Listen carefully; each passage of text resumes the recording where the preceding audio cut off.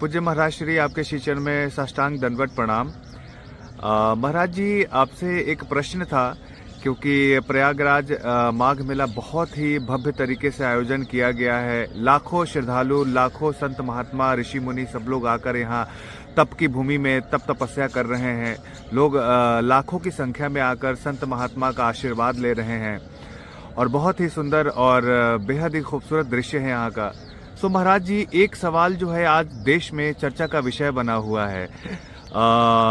अपने पूजनीय शंकराचार्य जी महाराज, श्री अभिमुक्तेश्वरानंद महाराज जी वर्सेस प्रशासन के बीच में एक बहुत ही बड़ा न्यूज आज देश में चल रहा है, जिससे सनातन की बदनामी भी हो रही है। लोग प्रशासन पे सवाल भी खड़े कर रहे हैं। इन दोनों पक्षों की बात पर महाराज जी आपसे एक प्रश्न है कि आपकी राय क्या है। जो कुछ दिन पहले मौनी अमावस्या पर जो घटना घटी है प्रयागराज माघ मेले में, शंकराचार्य जी जब स्नान के लिए गए तो पालकी को लेकर वो संगम के तट पे, संगम के नोच पे जाना चाह रहे थे।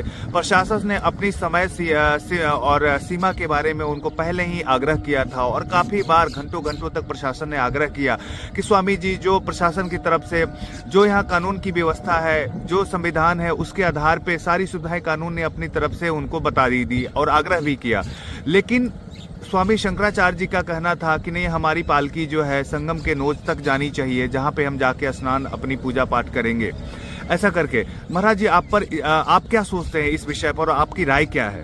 ये हमारी जो राम जी की इच्छा है वो इसलिए है कि गंगा में गंगा तारणी माँ है हमारी, और विष्णु के हृदय से प्रकट हुई है जी। रही बात मोहनी, जो मोहनी मावस जो है, मौन रह करके नहीं, एक अष्टमी यज्ञ को फल प्राप्त होता है। जब मौन धारण करके उसमें नित्य स्नान करने से अवश्य गंगा में मृदमंगल में संत समाजू, जो जग जंगम तीर्थ राजू तम प्रयागराज में।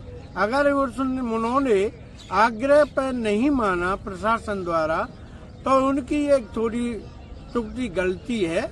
उन्हें सहमत देकर नहीं, चरण जाए तीर्थ चले जाई, राम बसो तिनके मनमाई।